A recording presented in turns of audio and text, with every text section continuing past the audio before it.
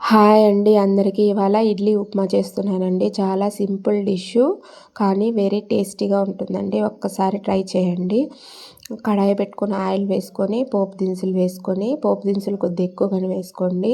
క్రంచీగా ఉంటుంది తినేటప్పుడు. తర్వాత ఆనియన్స్, పచ్చిమిర్చి, కరివేపాకు వీటినన్నీ వేసి బాగా వేయించుకోవాలి. వేయించుకున్న తర్వాత తగినంత సాల్ట్ కూడా వేసుకోవాలి.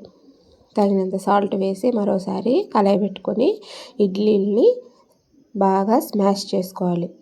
బాగా పొడి పొడిగా ఎంత వీలైతే అంత పొడి పొడిగా స్మాష్ చేసి పెట్టుకోవాలి. తర్వాత ఆనియన్స్ వేగిన తర్వాత మనం ముందుగా చేసి పెట్టుకున్న ఇడ్లీ స్మాష్ని కూడా వేసి కడాయి పెట్టుకోవాలి.